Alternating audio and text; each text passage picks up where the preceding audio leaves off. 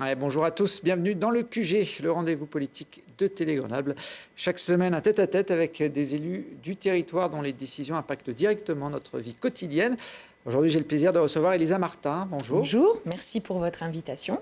Bienvenue sur le plateau du QG politique. Merci. Vous êtes députée de la 3e circonscription de l'Isère, qui englobe les villes de Fontaine, Sassenage, Veurey et Noyaret, et évidemment une grande partie de la ville de Grenoble. Vous êtes d'ailleurs également conseillère municipale dans l'équipe d'Éric Piolle et vous siégez au conseil métropolitain. Vous venez de terminer votre première année en tant que député. Vous étiez très enthousiaste en juin 2022, au moment de votre élection, avant de commencer votre travail de parlementaire. Un an après, est-ce que cet enthousiasme est toujours aussi fort ? Bien sûr. Pourquoi ne le serais-je pas ? C'est quand même un honneur et une chance tout à fait extraordinaire que m'ont donné les habitants de la circonscription en me permettant d'aller les représenter à l'Assemblée nationale. Bon, donc de ce point de vue-là, tout va bien. Après, bien sûr, le travail est rude. Il est parfois même austère, mais ça, c'est le travail législatif lui-même quand on travaille sur des textes. Et puis, c'est bien évidemment toute cette difficulté qu'a la Macronie à accepter d'avoir des débats avec nous. Il suffit d'observer, par exemple, ce qui s'est passé sur France Travail ou ce qu'il se passe en ce moment sur la sécurisation et la régulation de l'espace numérique, qui est évidemment un sujet très important. Et l'on voit bien que cela ne les intéresse pas de débattre, ministres, rapporteurs, peu importe. Ils ont souvent tendance à repousser les questions sans accepter d'aller sur le fond. C'est ça, à la limite, qui peut être décevant. Même s'il faut que je sois honnête vis-à-vis de vous, je n'en attendais pas grand-chose, c'est cette difficulté à aller au fond des sujets. Or, quand on est comme aujourd'hui, confronté à toutes les complexités, particulièrement le dérèglement climatique, oui, ça demande du sérieux et pas seulement des numéros de claquettes. Et ça demande d'avoir une capacité à développer des arguments et des contre-arguments. De ce point de vue-là, on peut le dire, le compte n'y est pas. Alors, au chapitre de cette première année parlementaire, il y a eu un gros morceau, c'était la réforme des retraites qui s'est étendue sur plusieurs mois avec de nombreux Français dans la rue, notamment à Grenoble chaque semaine. C'était pendant l'hiver et le printemps dernier. Finalement, ça n'a rien changé. Que tous les Français, qu'une partie des Français descendent dans la rue, la réforme est passée malgré votre opposition musclée. Et c'est donc un problème. On avait à la fois une extrême majorité de Français qui étaient tout à fait opposés, et qui le sont encore, à l'idée d'aller travailler jusqu'à 64 ans, et pour cause. On a vu le mouvement s'amplifier, s'approfondir, de par évidemment la mobilisation des syndicats, mais aussi de par le travail que la NUPES a fait dans l'hémicycle en levant les mensonges. Le mensonge sur le peu de personnes, finalement, qui pourraient bénéficier d'une retraite à 1 200 €. Le mensonge sur le fait que les femmes allaient être particulièrement victimes de cette réforme, entre guillemets. Idem pour ceux que l'on considère comme des seniors et qui ont bien du mal à conserver ou à retrouver du travail. Donc, incontestablement, tout le travail qui a été mené par les syndicats et par les parlementaires de gauche ont été tout à fait productifs. En face de nous, on a un mur. On a une monarchie présidentielle, ça peut mal se terminer, n'est-ce pas ? Quand on regarde l'histoire du peuple de France, bien sûr, je souris. Mais en même temps, c'est une situation qui est extrêmement grave sur un plan démocratique, c'est-à-dire un pouvoir qui n'entend rien, qui ne veut rien entendre, ni la rue, ni le peuple, ni les parlementaires. Assemblée nationale, dans laquelle cette monarchie présidentielle n'est pas majoritaire, à tel point qu'il a fallu avoir recours au 49-3. On est dans une situation d'urgence sociale, c'est sûr, d'urgence écologique, c'est évident, mais d'urgence démocratique, tout autant. Et, on va sans doute parler des aspects budgétaires, et l'on sent bien qu'au fond, à part le 49-3, le gouvernement ne fait pas grand-chose d'autre. Alors, avant effectivement de venir au prochain dossier que l'Assemblée nationale va étudier, vous aviez annoncé lors de votre élection vouloir construire une assemblée populaire au sein de la circonscription. pour nouer des contacts réguliers avec les citoyens, rendre des comptes également. Ça fonctionne, ce type d'initiative Ça fonctionne et ça tâtonne. Ça fonctionne puisque lorsque nous organisons des réunions publiques type compte-rendu de mandat, et ce, partout sur la circonscription, ça fonctionne. Mais on sent bien que ce n'est pas suffisant. C'est la raison pour laquelle moi, je vais aussi au-devant des habitants et des citoyens pour leur dire voilà ce que nous faisons. Et il est vrai qu'on fait des comptes rendus de mandat autant dans les parcs, si je puis m'exprimer ainsi, que dans les salles. Et par ailleurs, nous avons décidé, je dis toujours nous, vous l'entendez, puisque le député, bien évidemment, doit prendre ses responsabilités, mais n'est pas grand-chose tout seul. S'il n'a pas une équipe et bien évidemment des militants qui sont là pour travailler avec lui. Et donc, nous mettons en place à la permanence qui se situe à la Villeneuve des soirées de débat autour, par exemple, de l'inflation. Qu'est-ce que c'est que cette histoire d'inflation ? Est-on vraiment certain que cela soit lié à des causes extérieures à la volonté du gouvernement, par exemple ? Nous allons, évidemment, c'est un de mes sujets sur lequel je travaille beaucoup, de surveillance généralisée, pour expliquer ce que c'est que cette affaire de Pegasus, ce logiciel espion dont journalistes, hommes et femmes politiques, par exemple, au travers du monde, ont pu être victimes. Donc, ce qu'on cherche à faire, c'est bien évidemment que je fasse bien mon travail à l'Assemblée. C'est le minimum syndical, être présente et défendre ce qui nous paraît être de l'ordre de l'intérêt général, mais irriguer aussi, au travers de la circonscription, et les autres amis députés font de même aussi sur leur circonscription, pour expliquer ce qu'on fait et expliquer la complexité du monde, ce que refuse encore une fois la Macronie. J'insiste là-dessus. Parce que c'est quand même terrible de voir que notre pays est finalement dirigé par des gens qui y réfléchissent peu, peut-être pas. Alors, vous êtes membre de la France Insoumise. Bien sûr. Saint-Martin, vous avez été élu sous la bannière de la NUPES l'an dernier. Bien sûr. Une union de la gauche qui en a pris un coup quand même depuis un an. On l'a encore vu fin septembre lors des sénatoriales, avec plusieurs listes issues des rangs de la NUPES qui se sont affrontées sur ce scrutin. En Isère, le PC, le PS et Europe Écologie Les Verts avaient fait liste commune. Sans vous, oui, ça veut dire que l'union de la gauche peut se faire sans la France Insoumise ? Eh bien non, la preuve. Nous avons perdu, à l'échelle de la France, 10 sénateurs de gauche. C'est quand même bien dommage d'avoir créé ces conditions-là, de ne pas permettre une meilleure représentation de la gauche et donc du peuple au Sénat. Nous avons tendu la main, nous avons expliqué sans cesse que nous souhaitions qu'il y ait un accord national, pas des bricolages locaux, un accord national, ce d'autant plus que nous avons le programme de la NUP comme point d'appui. Bon, vraisemblablement, à cette étape, on n'a pas été entendu. Nous avons fait ce que nous avions donc à faire.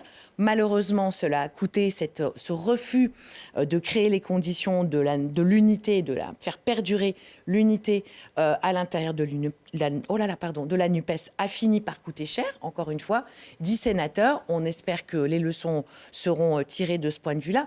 Ce qui est certain, c'est que nous nous battrons toujours pour l'unité et on tendra toujours la main, autant qu'il le faudra, avec d'autant plus d'aisance que, encore une fois, nous avons le programme. C'est ça qui compte. Nous nous sommes mis d'accord en juin de l'année dernière. Tout ça vaut toujours, y compris, vous vous en doutez, pour les européennes. Alors, Guillaume Gontard, qui menait la liste d'Union de la gauche sans la France Insoumise en Isère, a déclaré vous avoir tendu la main et que c'est vous qui n'aviez pas voulu. Non, c'est tout à fait faux. Alors c'est délicat, parce que nous voilà à nous titiller, alors qu'au fond, le mal est fait. Encore une fois, nous avons perdu 10 sénateurs. Pour moi, c'est la seule chose qui compte, finalement, c'est le résultat. Non, c'est inexact. Et ce que l'on attendait de lui, puisque c'est de lui dont il est question, il a une position particulière à Europe Écologie, et en particulier au Sénat. C'est le président du groupe de gauche, et donc on attendait évidemment de lui que nationalement, auprès de ses amis d'Europe Écologie, il pèse de tout son poids pour créer les conditions, encore une fois, d'un accord national et donc de listes communes dans tous les départements qui connaissaient le renouvellement. Bon, il n'a pas été au rendez-vous, c'est dommage. Donc vous avez présenté votre propre liste, Oui. qui a fait moins de 5% des suffrages. C'était Alban Rosa, le conseiller municipal d'Échirolles, qui l'a mené. Malgré vos 2 votes, parce que je crois que vous faisiez partie des élus qui avaient 2 voix sur ce scrutin sénatorial, suffisant en tout cas pour priver l'autre liste de gauche d'un 2e siège. Donc il y a eu 10 pertes au niveau national, mais une au niveau du département, puisque Didier Rambaud, le candidat macroniste, malgré un score en baisse, a réussi à sauvegarder son poste de sénateur. Les communistes ont été très durs avec vous. Je ne sais pas si vous avez vu sûrement leur communiqué à la suite de l'élection, reprochant à la France insoumise une lourde responsabilité dans cette situation en Isère. Et ils vous reprochent aussi d'avoir revendiqué publiquement votre satisfaction que la gauche iséroise ait perdu un siège. Oh, ça va un peu fort. Non. Ah, c'est ce qu'ils ont écrit. Simplement, vous l'avez on vu. dit simplement, bon, d'abord, la tambouille, il y a un moment où il faut essayer quand même de la dépasser. Et c'est bien ce que nous leur reprochons, c'est qu'au lieu de faire de la tambouille, il fallait regarder l'intérêt général. Et que pour l'intérêt général, fondé encore une fois sur un programme, j'insiste, on avait tout à fait la capacité de faire des listes communes partout, dans tous les départements qui étaient renouvelables. Bon, moi, ça ne m'intéresse pas trop les commentaires X, Y, Z. Moi, je regarde devant. Et ce qui m'intéresse aujourd'hui, c'est ce qu'on est capable de faire à l'Assemblée nationale. C'est quand même un endroit où on travaille pas trop mal ensemble, il faut le reconnaître, y compris parce que des gens comme Cyrielle Châtelain, par exemple, qui est la présidente du groupe écolo à l'Assemblée nationale, est quelqu'un d'extrêmement responsable, elle. C'est absolument certain. Et qu'elle aussi cherche à créer les conditions pour qu'on puisse bien travailler à cette échelle-là. Et évidemment, la question des européennes. Pourquoi ? Parce que nous avons un programme. La partie sur l'Europe de notre programme n'ouvre aucun désaccord, absolument aucun désaccord, alors qu'il pourrait y avoir des sujets sur lesquels c'est un petit peu plus compliqué. Là, ça n'est pas le cas. Et l'on sent... Et l'on sait que réunis, nous serons plus forts, et particulièrement devant le Front National. La question du Front National, de la poussée de l'extrême droite, pour nous, n'est pas un petit sujet. Donc stop aux tambouilles, on regarde l'avenir, on prend nos responsabilités, on défend l'intérêt général, on fait une liste commune aux européennes. Voilà. Ça en prend le chemin ? Il faudra. Oh là là, mais moi je ne suis jamais... J'ai un peu d'expérience quand même, malheureusement, peut-être maintenant. Et pour moi, la voie, elle est totalement ouverte, bien sûr. C'est pas tout à fait demain matin, tout de même, ces élections-là. Donc je pense que nous avons tout le temps d'éviter de faire une erreur qui, là, pour le coup, serait vraiment dommageable. Bon, c'est au mois de juin, mais il y a quand même des tensions réelles entre notamment la France Insoumise et le PC. Là, je prenais l'exemple du communiqué de presse en Isère, mais Fabien Roussel est encore plus dur quand il parle de vous, et inversement, j'ai l'impression. Je note votre optimisme sur le fait que la NUPES peut peut-être survivre. C'est pas de l'optimisme au sens sentimental du terme. C'est que moi, je pense que le réel contraint. Et là, je pense que le réel doit nous contraindre. C'est la raison pour laquelle je pense qu'il est tout à fait non seulement nécessaire, mais tout à fait possible qu'il y ait cette liste commune. Et puis par ailleurs, tous ceux qui discutent avec les uns et avec les autres sont dans le même état d'esprit que moi. C'est bien une volonté partagée que d'avoir cette liste commune aux européennes. Donc on va y arriver. Alors, c'est peut-être pas fini pour la NUPES, en tout cas... Ah, certainement pas. Quelle drôle d'idée. En tout cas, c'est fini pour le printemps isérois qui avait précédé la NUPES en Isère en 2021 en faisant liste commune lors des élections départementales. Les écologistes ont décidé il y a quelques jours de créer leur propre groupe au sein de l'Assemblée départementale. Eux aussi jouent leur propre carte. Je ne comprends pas. Vous n'avez pas compris leur décision ? Là, j'avoue que je ne comprends pas. Les raisons pour lesquelles ils font ça, pour moi, sont incompréhensibles. Ce d'autant plus, mais tout ça n'est quand même pas très intéressant. Bon, vous m'interrogez, je réponds, mais franchement... C'est la politique iséroise. Ouais, c'est un peu... avoir des conséquences pour la suite. C'est un peu la lie de la politique. Mais vous avez raison, je réponds bien sûr à vos questions d'une manière très volontaire. Ce qui est très étrange, c'est qu'à la fois ils disent, nous, on veut faire bande à part, mais en même temps, on veut avoir une forme d'intergroupe. Bon, je sais pas, je comprends rien. Bon, peut-être qu'à un moment donné, on y comprendra quelque chose. Ce qui est certain, c'est que c'est particulièrement irresponsable et que si je le peux, mais peut-être d'autres aussi, suivez mon regard, si je le peux, on cherchera toujours à créer les conditions pour qu'on puisse travailler ensemble. Tout ça n'a pas de sens, quoi. Face à une droite qui est quand même forte, au conseil départemental, quelle drôle d'idée que de se diviser. Je poserai la question à Guillaume Gontard la semaine prochaine, pendant la prochaine émission. Il y aura peut-être une réponse à cette situation, puisqu'il il est beaucoup plus proche des écologistes que vous, même si je crois qu'il n'est pas encarté à Europe Écologie Les Verts.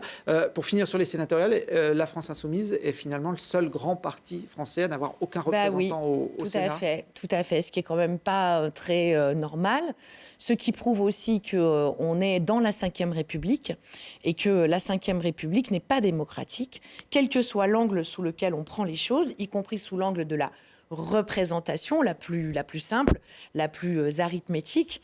On voit bien que effectivement, nous ne sommes pas représentés au Sénat, étant entendu que nous étions parfaitement prêts à faire large place aux autres forces de la NUP. Nous n'avions pas des prétentions très importantes, mais il eût été de bon ton qu'on puisse effectivement participer des débats au Sénat.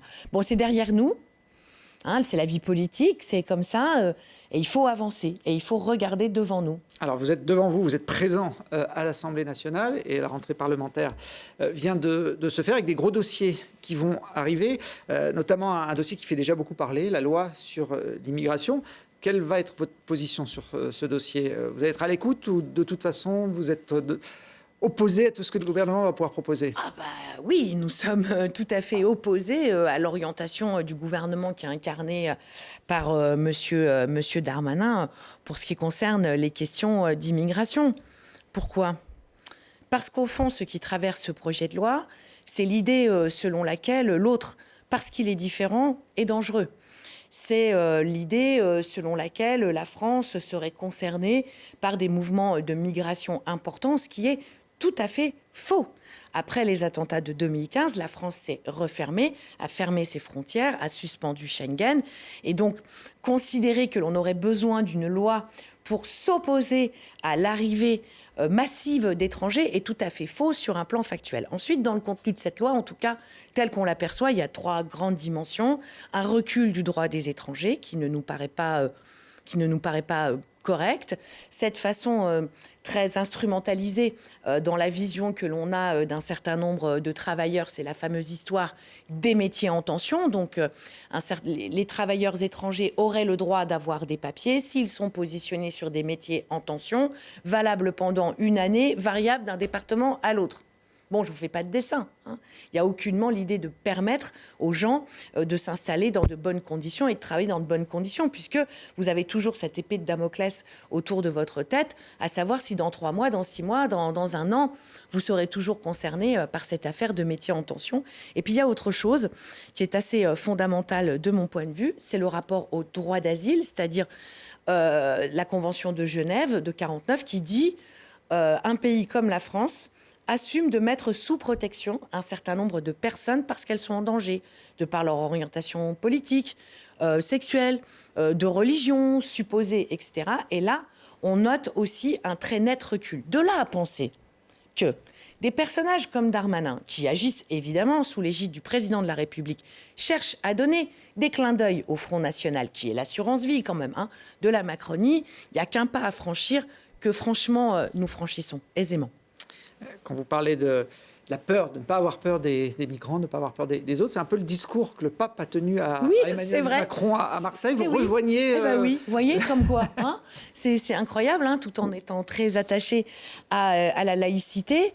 Force est de constater que ce personnage qui ne représente, c'est vrai, pas grand-chose, pour moi en tout cas, dans la vie publique, oui, a dit des choses qui étaient des choses tout à fait fondamentales, humanistes, simple et juste. Et puis, par ailleurs, il faut quand même prendre un petit peu de hauteur et de recul et s'interroger sur les raisons pour lesquelles il y a ces mouvements de population à l'échelle de la planète. Les grandes ONG parlent d'environ 260 millions de personnes qui vont être amenées à bouger.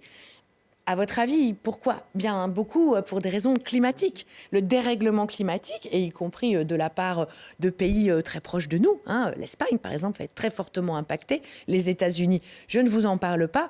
Donc la question du dérèglement climatique est un élément qui explique toutes ces migrations de population. Donc peut-être faudrait-il s'y attaquer. Et l'exemple que j'aime bien prendre, parce que c'est un exemple que je trouve assez simple, c'est la question de l'agriculture. Quand vous imposez l'agriculture intensive aux pays du Sud, vous finalement rendez leurs terres d'autant plus infertiles, ils s'en vont. parce que tout le monde a besoin de manger. Donc, vous voyez, c'est pour ça que je dis qu'ils font un clin d'œil au Front National, parce qu'ils font exprès de ramener les sujets de la façon la plus... allez, café du commerce qui soit, pour ne pas ouvrir grand angle et ne pas répondre à un certain nombre de questions que sont particulièrement l'inaction climatique de la France, et qui fait qu'elle a été condamnée quand même de nombreuses fois. Ce n'est pas Elisa Martin ou la France Insoumise qui dit ça, hein. C'est les instances internationales. Alors, en marge de ce débat sur l'immigration qui va se poursuivre là, dans les semaines qui viennent, il y a eu en cette rentrée une décision du ministère de l'Éducation nationale d'interdire l'abaya dans les établissements scolaires. Le PC et le PS ont été favorables à cette mesure. Donc là, j'imagine qu'il y a un point de dissension avec eux, parce que la France Insoumise n'était pas sur cette même ligne. Dans un premier temps, effectivement, ils ont dit nous, on considère que nous sommes favorables à cette interdiction. Mais il faut regarder les positionnements jusqu'au bout. Et à vrai dire, ça a beaucoup bougé. Pourquoi ça a beaucoup bougé? Parce que comme nous, ils ont compris que là aussi, on parlait d'autre chose. La question de la l'abaya, franchement... Vous parliez de laïcité tout à l'heure, c'est un symbole... C'était pas le sujet de la rentrée. Le sujet de la rentrée, c'était pourquoi n'y a-t-il pas suffisamment d'enseignants à mettre en face de nos enfants? Pourquoi y a-t-il une crise, comme l'on dit, comme dans tous les grands services publics, de la vocation d'enseignants? Vous savez que c'est mon métier en plus, donc ça me chagrine d'autant plus. Pourquoi n'y a-t-il pas les moyens dans les établissements scolaires, y compris matériels, pour accueillir tous les enfants? Pourquoi n'y a-t-il pas ce qu'il faut pour accompagner les enfants porteurs de handicap? Donc cette affaire d'abaya qui n'a rien d'un vêtement religieux, hein, ça c'est tout à fait faux, était une façon évidente de faire diversion. Or, nous, ce que nous souhaitions pour cette rentrée-là, c'est qu'on parle des vrais sujets. La question de l'augmentation des fournitures, des coûts de fourniture, par exemple. Parlons de l'école. Parlons de sa vocation républicaine. Parlons de sa gratuité. Parlons de sa qualité, de cet outil formidable pour élever les jeunes consciences le plus haut possible. Oui, parlons de ça, plutôt que de parler de bout de tissu. Non. Justement, en parlant de bout de tissu, une des propositions du ministre, c'était de tester l'uniforme à l'école pour gommer, par exemple, les inégalités sociales. Ça peut être une bonne idée? Bon, allez, c'est ridicule. Enfin, quand même, je pense qu'on peut se le dire. Qu'est-ce que ça va changer? Ça va rien changer du tout, cette affaire-là. C'est pas parce que vous gommeriez une partie de ce qui peut apparaître comme des marques sociales que vous allez régler la question des inégalités sociales. Il faut s'attaquer au vrai sujet, les inégalités sociales. Pour la première fois, les restaurants du cœur. Déjà, on s'interroge, comment se fait-il que ce soit à ce point-là les associations caritatives qui prennent en charge l'extrême pauvreté? Là, pour la première fois, au mois de novembre, les responsables des restaurants du cœur, que nous avons d'ailleurs avec Mathilde Panot pu auditionner à l'Assemblée nationale, nous disent on ne pourra pas. On ne pourra pas permettre à tous de bénéficier de nos distributions.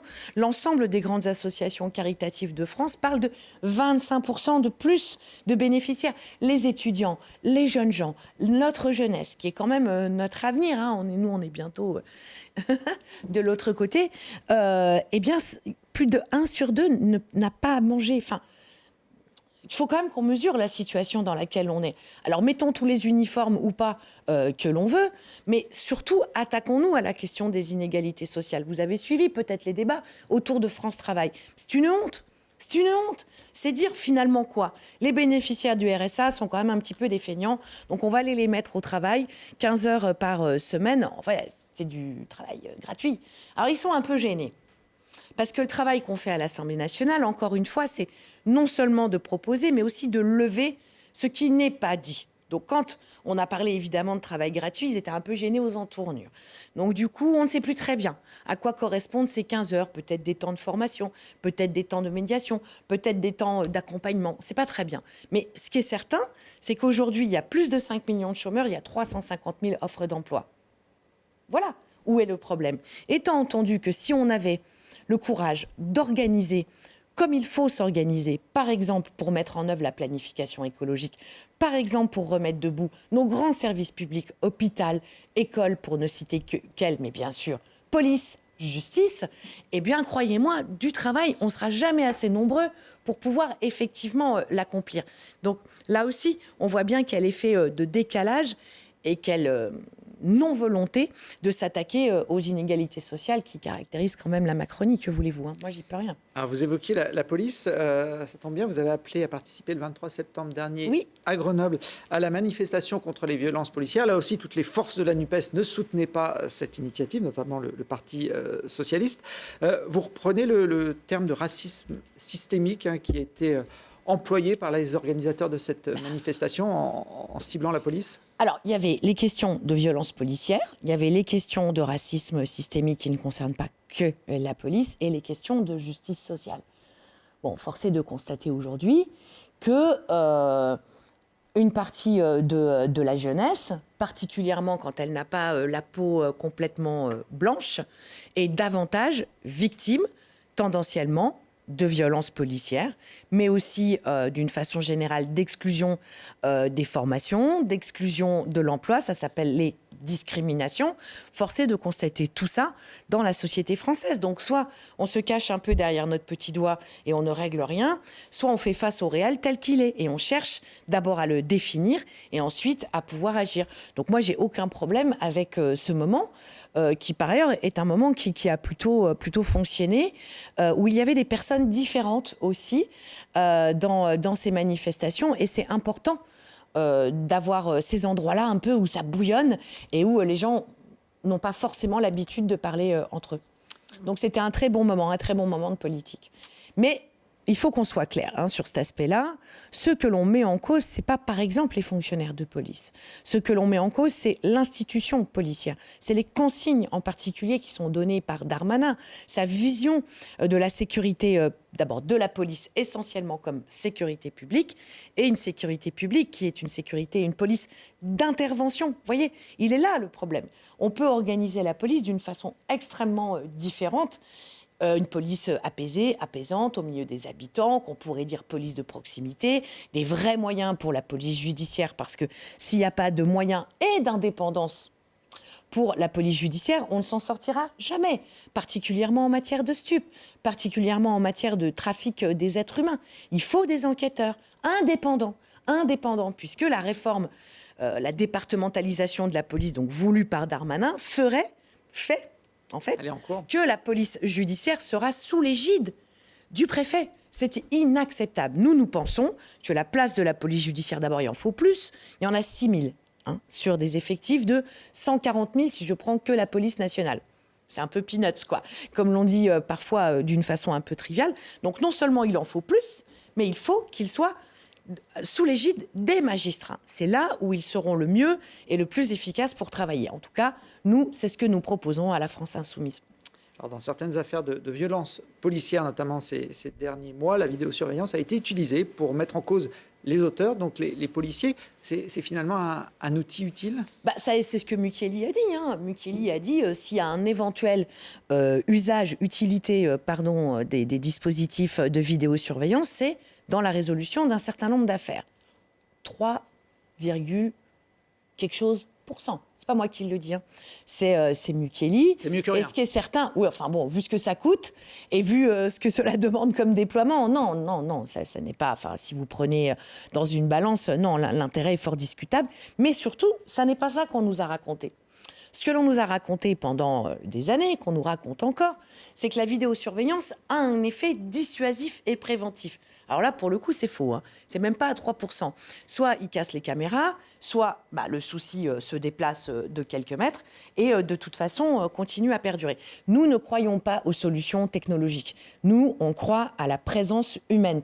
Policière, prévention, éducation, dans toutes ces dimensions, pas seulement bien sûr police, nous c'est ça qu'on croit, aux êtres humains avec des cerveaux qui ont une capacité de faire plusieurs choses et pas seulement de filmer des images.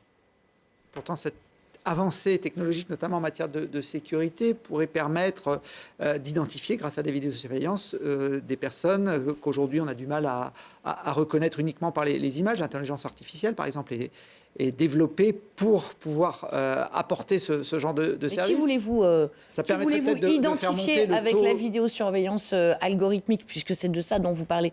Qui voulez-vous identifier? Qui? Les militants? les gens qui sont le plus en précarité. Qu'est-ce que vous voulez repérer avec votre vidéosurveillance algorithmique? C'est un vrai sujet, ça. Parce qu'effectivement, la France dit... Nous allons tester ce dispositif de vidéosurveillance algorithmique, donc qui effectivement s'appuie sur des logiciels et sur l'intelligence artificielle pour pouvoir prévenir ou repérer tel ou tel méchant. Ok, bon bah très bien. On n'a pas des heures et des heures de débat là devant nous. Regardons ce qui s'est passé à Séoul au mois d'octobre. Et bon, vous en doutez bien, il y a quand même quelques pays pas très démocratiques, par exemple la Chine, qui bien sûr utilise à plein ce type, et la Corée, ce type de dispositif. Donc, ces types de dispositifs permettraient d'éviter et de pouvoir intervenir plus vite quand il y a des mouvements de foule. Il y a eu un mouvement de foule, il y a eu je ne sais plus combien de morts, mais vraiment plusieurs dizaines. Ça n'a rien évité, ça n'a rien évité. La seule chose que ça permet de mesurer, parce qu'il y a un être humain qui programme le logiciel pour lui dire « repère ceci ou cela », à l'essentiel, c'est nos préjugés. Et puis cela préfigure la reconnaissance faciale. Tout ça pose quand même il y a de lourds enjeux.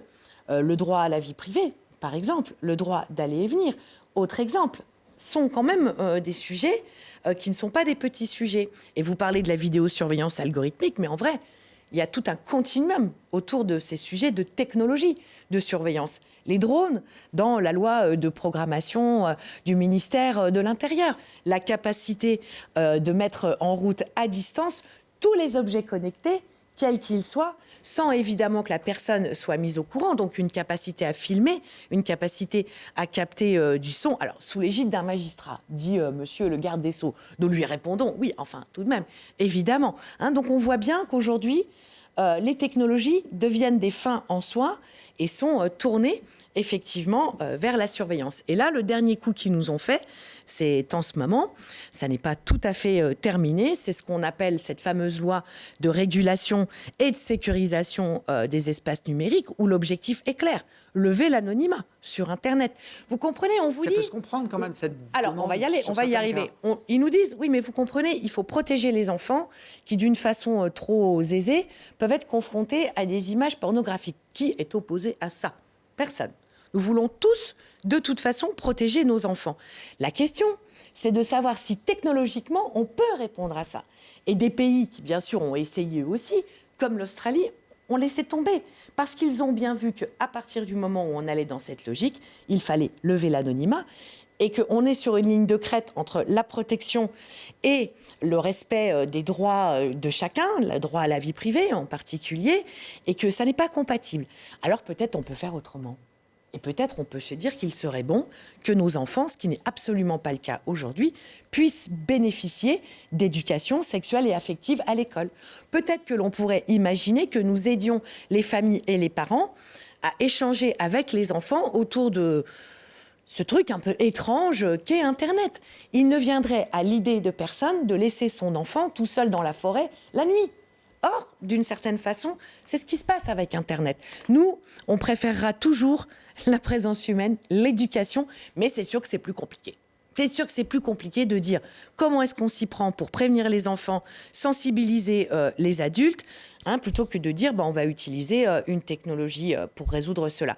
Du coup, puisqu'un point plus un point, ça fait une ligne, la question que nous nous posons, c'est au fond, où est-ce qu'on en est de la surveillance généralisée? Comment se fait-il que sous prétexte... C'est votre crainte. Bien sûr, un point plus un point, ça finit par faire une ligne. Elle est devant nous, là, la ligne. Et cette affaire de lever de l'anonymat sur Internet nous interroge énormément sur la construction de cette société de la surveillance généralisée. Alors, en parlant de surveillance, la semaine dernière, la Contrôleuse générale des prisons a publié un rapport concernant le centre pénitentiaire de Vars, chez nous en Isère. Une situation alarmante, selon elle, avec des atteintes graves à la dignité et aux droits fondamentaux. Alors les parlementaires ont le droit d'aller visiter les prisons, comme bon leur semble. C'est ce que vous avez fait ce vendredi matin. Vous êtes donc allé à la prison de Vars. Est-ce que vous avez pu tout voir? Alors, effectivement, la loi nous donne un droit de visite, on va dire inaliénable, dans un certain nombre de lieux, particulièrement des lieux de rétention, et les prisons en font partie. Oui, l'administration pénitentiaire, si je puis dire, a joué le jeu, mais elle n'a pas tellement le choix, et donc a ouvert tous les espaces que nous souhaitions qu'effectivement, elle nous ouvre.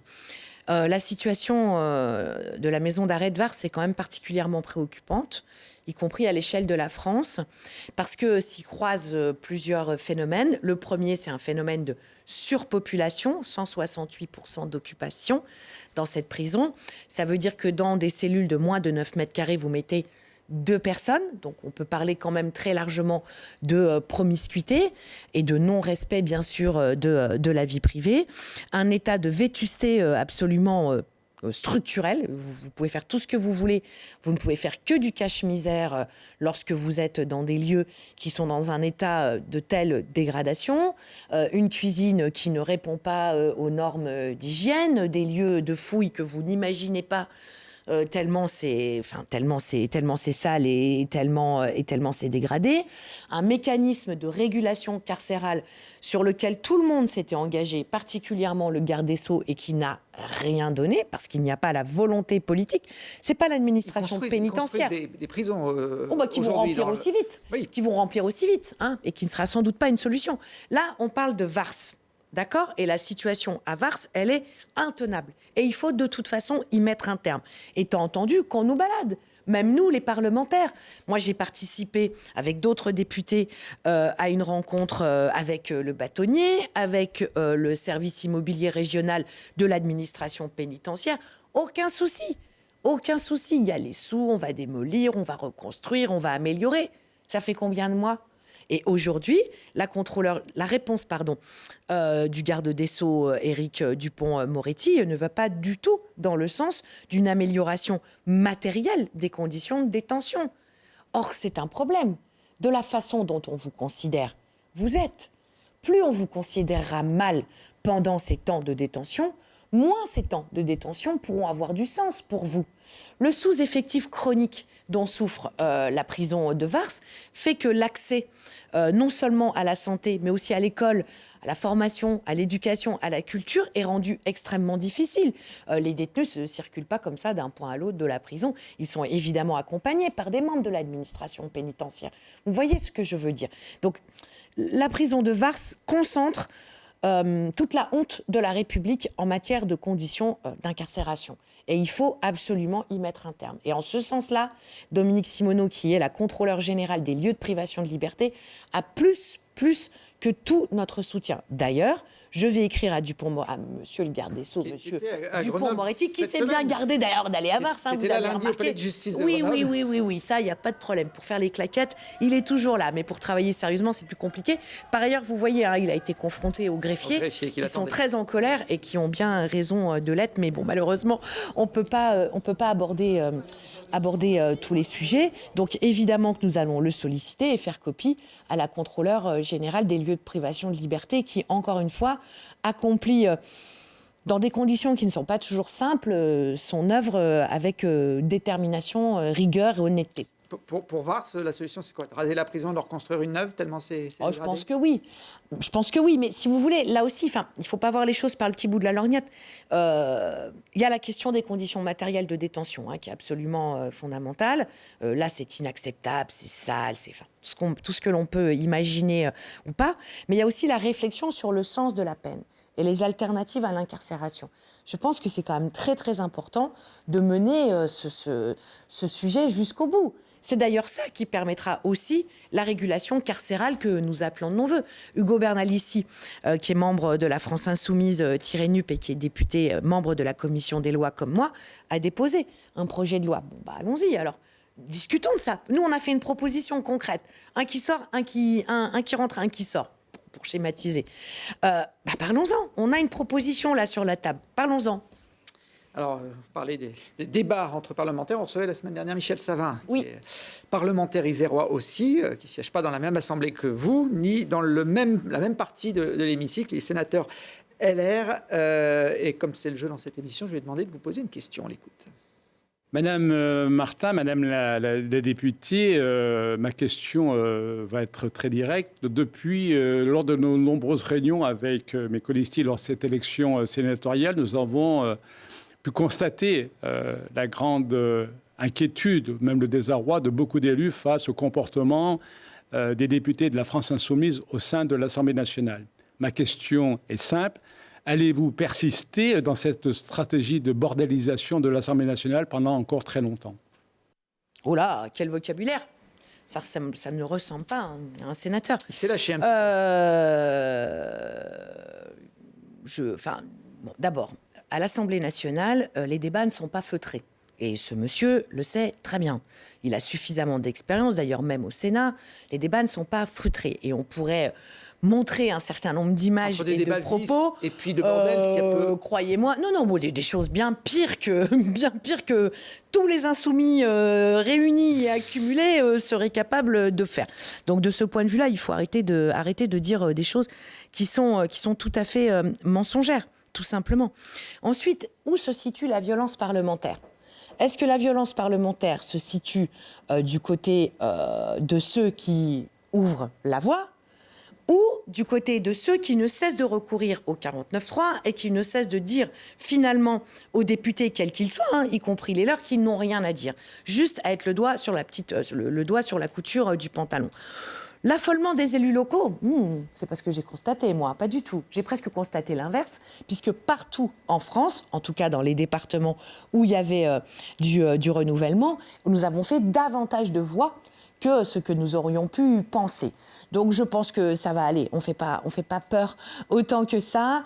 Et surtout, moi, si vous voulez, ce qui me dérange un peu, je ne dis pas que c'est Monsieur Savin, de toute façon ça ne m'importe pas, mais il y a parfois un petit mépris social. Un peu l'idée de dire qu'au fond, lorsque l'on est parlementaire, on doit savoir se servir des couverts à poissons.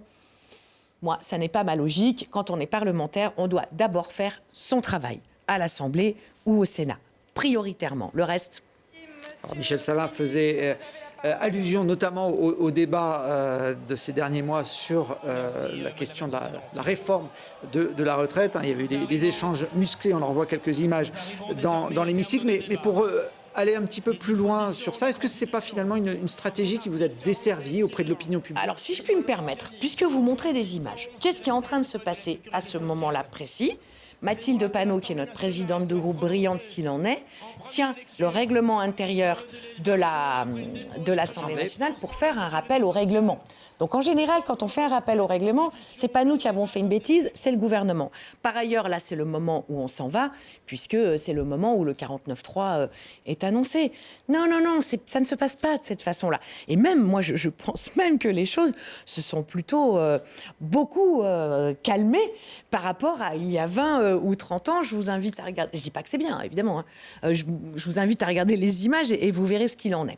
Il y avait peut-être moins de caméras, moins de réseaux sociaux à l'époque pour retranscrire les événements. Mais cette stratégie quand même d'avoir une opposition musclée, d'avoir parfois des éclats de voix dans l'Assemblée nationale, est-ce que finalement, avec un an de recul, vous dites que c'est quelque chose qui a pu nuire au mouvement par rapport à l'opinion publique? Non, d'ailleurs, franchement, mais lorsque l'on s'adresse à moi, d'une manière générale, parfois on me dit « vous êtes un peu sanguin ». Oui, c'est vrai. En même temps, c'est compliqué de porter à la fois nos idées et nos valeurs dans le monde dans lequel on est, puis d'être un peu chiffre-molle. Bon, il faut quand même se le dire. Mais globalement, non, nous, ce qu'on nous demande, c'est d'y aller, quoi. C'est d'y aller et c'est de défendre les intérêts populaires et de jamais nous laisser faire. Jamais. C'est ce que vous demandent vos électeurs, mais l'opinion publique est plus mesurée là-dessus. En juin, il y a eu un sondage où 30%, un sondage IFOP, où 30% des Français affirmaient que le RN était capable de gouverner, 13% seulement pour la France insoumise, que le Rassemblement national faisait peur à 21% des Français interrogés. La France insoumise était à 28%, et votre collègue François Ruffin, au moment des universités d'été, est revenu sur ce constat en indiquant que la France insoumise inquiétait plus que le Rassemblement national et qu'il fallait peut-être se poser des questions sur le ton et le style. Ce sont ses propres mots.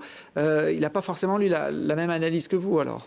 Non, peu importe, on peut débattre. Mais là, par contre, où on est tous, de toute façon, tout à fait d'accord, c'est le fait de se dire qu'il faut s'opposer et proposer pied à pied. Et c'est ça qui compte. Bon, puis après, on est différents les uns des autres. Peu importe, on n'a pas tous exactement, en tant que parlementaires, le même comportement individuel, si vous voulez. Puis c'est normal, on est différents, et heureusement. En revanche, ce qui compte, c'est se dire que ni la Macronie, ni les libéraux, ni l'autorité, les autoritaires, les racistes du Front National. Et c'est ça qui compte. Et nous, on doit suivre la ligne de crête pour pouvoir arriver au pouvoir, qui est notre objectif, tous autant qui que l'on soit. Puis après, vous savez, c'est compliqué d'interpréter. Qu'est-ce que ça signifie ? Faire peur, pas faire peur, pouvoir exercer le pouvoir, pas l'exercer. Qu'est-ce que c'est ? Est-ce que c'est une question de projection dans l'avenir ? Est-ce que c'est une question de crédibilité ? Mine que rien, là aussi, ça mériterait qu'on s'arrête et qu'on gratte les choses. En tout cas, nous, on n'est pas provocateurs pour être provocateurs. La seule chose qui nous anime, c'est de faire notre travail là où on est.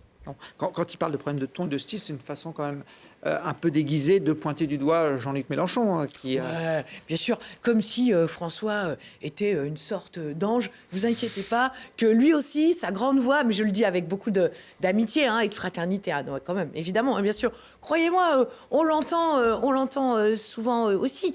Après, heureusement qu'on se pose des questions, heureusement que ça débat. Ça débat à l'intérieur du groupe, ça débat à l'intérieur de l'espace de coordination de la France Insoumise, ça débat à l'intérieur de nos groupes d'action. Enfin, heureusement, quoi. On n'est pas, ça n'aurait pas de sens que de considérer une fois pour toutes tout est arrêté. Il y a une part de tâtonnement là-dedans. Au contraire, moi, je pense que c'est important. Ça prouve qu'on est vivant et qu'on est démocratique. Bon.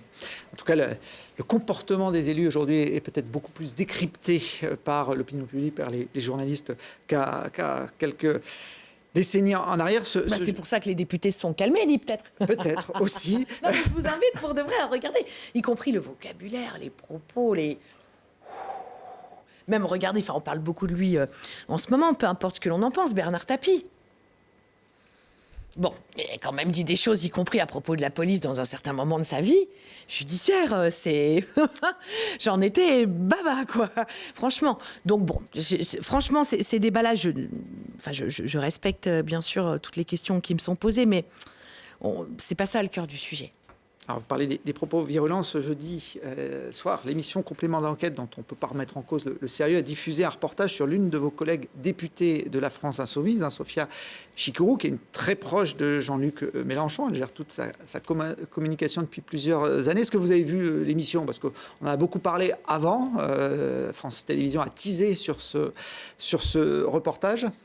Je l'ai vu, mais j'ai rien appris. Vous n'avez rien appris ? Non. Ça vous a pas étonné du Non. personnage ? Donc c'était assez proche non, de mais moi je trouve que, sincèrement, le portrait qui est fait de Sophia est tout à fait, on voit bien quand même qui elle est, quoi. C'est quand même un sacré personnage et elle a quand même une personnalité absolument extraordinaire et une capacité de résistance, que moi que je trouve extrêmement forte. Après, il y a un truc à coup sûr qui est totalement faux, c'est le poids qu'elle aurait dans le groupe. J'en suis membre, je pense que je peux le dire. Cela est totalement faux. Elle travaille dans le groupe comme nous tous. Et puis, pour le reste, il y a une question d'instruction judiciaire qui doit se dérouler. Bon, j'étais un peu déçue. Voilà. On s'attend à plus de choses... sérieuse, non, c'est pas ça que je veux dire, pardon, je veux pas porter de jugement sur le travail de vos collègues, mais bon, tout ça est un peu ressucé, quoi, si je puis dire, quoi. On a appris qu'elle avait été étudiante à Grenoble, à Sciences Po Grenoble. Tout à fait. Il y a quelques années. Il y a quand même des échanges écrits qui ont été publiés dans l'émission où elle traite ses collaborateurs de tafiole de merde. C'est comme ça que le message a été écrit. Là, on est à la limite des ça, c'est mal. homophobes. On est d'accord. Non, après, c'est à elle de s'expliquer. Bon. On ne peut pas la réduire à ça, ce qui est absolument certain. C'est très injuste de la réduire à ça. Regardez comment elle se bat au travers, justement, on a travaillé ensemble ces derniers jours, donc vous voyez, ça tombe bien, sur la question de la sécurisation et de la régulation de l'espace numérique. Écoutons-la plutôt. Écoutons cette femme qui argumente d'une manière fine, qui est une grande professionnelle, voilà, regardons plutôt là aussi les choses sous cet angle-là, plutôt que sous un angle qui en plus... engage des questions personnelles qui, moi, me choquent assez profondément. Mais ça, vous le savez. Vous parliez du 49.3. Elisabeth Borne l'a dégainé dès le Ah oui, elle va finir par l'user à force de l'utiliser, cette pauvre dame. Dès le début de cette nouvelle session parlementaire sur le projet de budget de la sécurité sociale. Votre groupe a déposé dans la foulée une motion de censure qui n'a pas réuni le nombre de voix suffisantes. Les députés RN ont voté avec vous cette motion de censure. C'est leur problème. Ça vous pose... C'est leur problème. À une époque, vous ne vouliez pas du tout associer vos voix à celles du RN. Nous, oui, mais si eux, ils votent, qu'est-ce que vous voulez que je vous dise? Moi, c'est pas à nous de leur dire comment vous votez. Est-ce que l'ambition, c'est toujours de faire tomber le gouvernement? Bien sûr, bien sûr. Grâce à ces motions de censure? Tout à fait. Alors, grâce à ces motions de censure, franchement, la façon dont la Ve République corsette les institutions et empêche la démocratie, bon, je ne suis pas certaine que ce soit via une motion de censure qu'on y parvienne. On verra bien.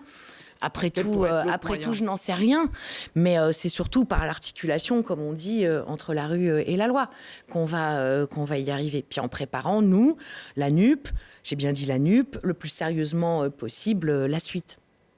Bon, dans l'actualité de la semaine, je reviens ici un peu plus dans notre région. Il y avait le week-end dernier en Isère, à l'Alpe d'Huez, le congrès national des maires ruraux de France. Je vous en parle parce que Laurent Wauquiez, le président de la région, vous connaissez bien, puisque vous avez siégé dans l'Assemblée régionale pendant quelques années, a décidé de ne pas appliquer la loi ZAN, zéro artificialisation nette, qui contraint les communes à ne plus utiliser d'espaces agricoles nouveaux pour construire des logements ou développer des industries. Vous comprenez sa décision? Monsieur Wauquiez, c'est l'incarnation d'un mélange c'est un démagogue absolu dans la mesure où ce qu'il dit n'a pas de sens. Ça n'a pas de sens sur un plan d'abord écologique, parce que oui, il faut limiter l'artificialisation des sols. C'est absolument impératif. C'est ça l'enjeu. C'est pas empêcher, c'est dire quand je construis, pour schématiser un peu les choses, quand je construis un équipement public, eh bien, je dois libérer le même équivalent en termes de terrain, en termes de non-artificialisation des sols. C'est ça. Le gouvernement, à tort ou à raison, peu importe, dit on va s'appuyer sur les régions comme institution pour mettre cela en œuvre. Donc lui, ce qu'il dit, c'est pas je ne l'appliquerai pas, c'est je ne le ferai pas. Et alors tu le feras pas, c'est pas grave, les services de l'État vont le faire à ta place de toute façon. Vous voyez, il y a quand même quelque chose de très démago et de très mensonger dans sa position, parce qu'il va voir les élus locaux. Et on sait que ce monsieur a des ambitions.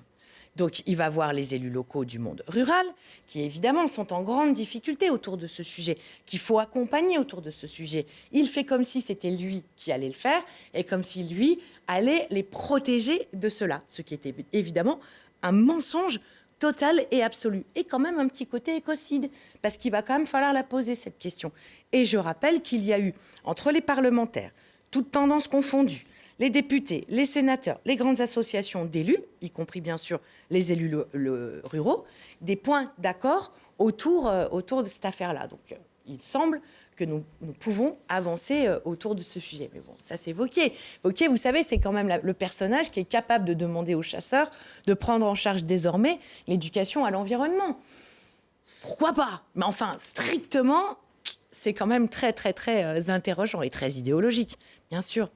Bon, sur une autre loi qui est censée privilégier, préserver l'environnement, la ZFE, votre mouvement avait plaidé au mois de juin, justement, de suspendre son application si l'offre de transport alternatif n'était pas à la hauteur dans les villes concernées. Est-ce que ce projet de loi qui avait été déposé au mois de juin concernait, selon vous, l'agglomération grenobloise? Bien sûr. ZFE, les zones à faible émission, c'est le projet qui est extraordinaire de loin et très mauvais de près. Pourquoi je dis ça? Évidemment que limiter la pollution de l'air, limiter les déplacements individuels, c'est bien sûr un double enjeu qui est majeur. Sauf que la ZFE ne donne pas les moyens de pouvoir avoir des alternatives aux déplacements individuels, particulièrement par le développement des transports en commun. Si on n'a pas le développement des transports en commun, ça ne marche pas. Si on n'a pas une tarification, voire la gratuité qui est tout à fait possible des tarifs des transports en commun, ça ne marche pas. Si on ne s'interroge pas sur les raisons pour lesquelles on se déplace, particulièrement les déplacements qu'on dit pendulaires, ceux qu'on fait le matin, ceux qu'on fait le soir, vous voyez, jour après jour, ça ne marche pas. Et alors là, où on peut s'interroger, c'est lorsque l'on s'aperçoit qu'au fond, en parallèle de cette organisation zonale, on a un soutien très important au développement de la voiture électrique. Électricité, nucléaire, batterie, lithium, bon. Et de surcroît, ça empêche toute réflexion sur la façon dont on aménage nos territoires et donc à partir de là, la façon dont on se déplace. Donc, super de loin et de près, non, ça ne marche pas, malheureusement. Alors, on va sans doute limiter un peu la pollution de l'air. Vous allez me dire, OK, c'est très bien, c'est toujours ça de prix. Mais c'est dommage de ne pas avoir fait de ces zones à faible émission de véritables leviers de politique publique, non seulement de lutte contre la pollution, mais aussi de favoriser un autre type de déplacement. Bon, Mathieu, vous êtes d'accord donc avec Jean-Pierre Barbier, le président du département, qui avait demandé un report d'au moins 3 ans? Alors peut-être pas tout à fait sur les mêmes bases politiques que nous, mais c'est pas une question de maturité de la décision, c'est une question de nature de la loi en fait, voyez. Et vous savez, il n'y a pas de bonne application locale d'une mauvaise loi. Ça n'existe pas. On aimerait bien, il y a plein de situations où on aimerait bien, mais en fait ça marche pas.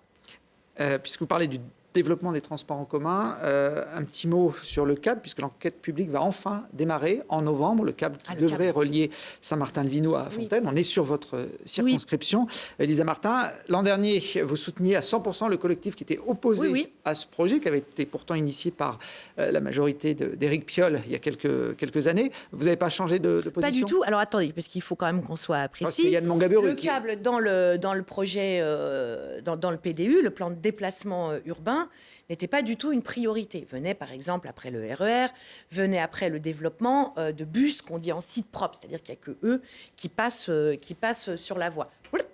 Là, on a eu un inversement, si je puis dire, des priorités avec le câble qui est venu passer avant tous les autres projets, avec un impact quand même environnemental qui est une réalité et finalement très peu de gens desservis. C'est là où est le problème. Hein. Et le collectif qui s'oppose au câble et qui est qui émane pour beaucoup de Sassenage, c'est ça qu'ils disent. Et c'est la raison pour laquelle je les soutiens. C'est dire, mais non, c'est pas ça qui est prioritaire comme projet si on veut effectivement développer les transports en commun. Et le moins qu'on puisse dire, c'est qu'ils ont raison. De là à penser, mais sans doute est-ce parce que j'ai la langue pointue, mais de là à penser, vous savez qu'on est un peu dans des modèles d'élus qui veulent avoir, les élus bâtisseurs, vous voyez, qui veulent avoir obtenu... Qui veulent avoir leur réalisation. Voilà. Peut-être que c'est ça le problème. En tout cas, sur un plan écologique, c'est pas ça la priorité. On passe à un autre sujet important dans la vie quotidienne des habitants de l'agglomération et des Français en général, c'est le logement. Les demandes de logements sociaux sont en forte augmentation sur notre agglomération, avec une offre qui ne suit pas du tout la même courbe. La ville de Grenoble a décidé de vendre Grenoble Habitat, le bailleur social dont elle est l'actionnaire majoritaire.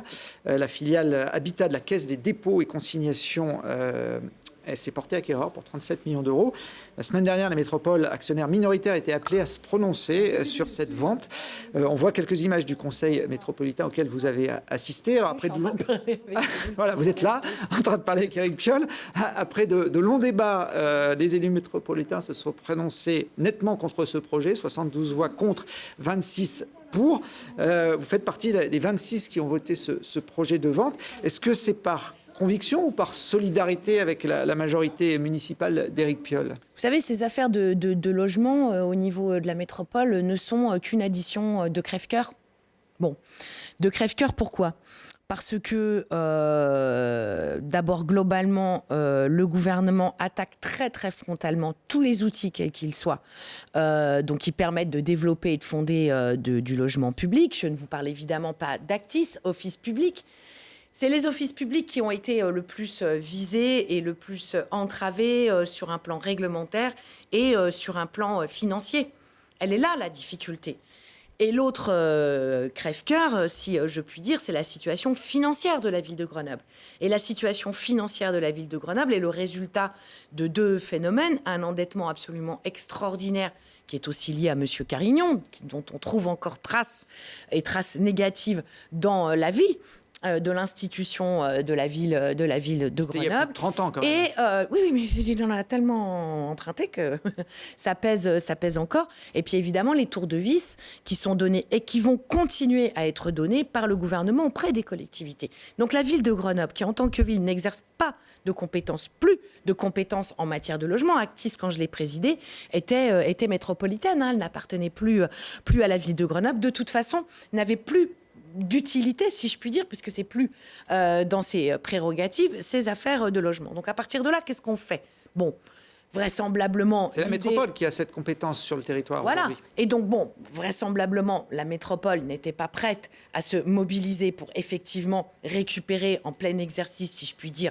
Grenoble Habitat, avec éventuellement Actis qui se faisait un peu sniper dans les coins, alors que l'office public ne demandait rien, si ce n'est, comme je l'ai fait, continuer à exister. Donc, cette affaire de Grenoble Habitat, c'est que des crève-cœurs, en fait. C'est que des crève-cœurs.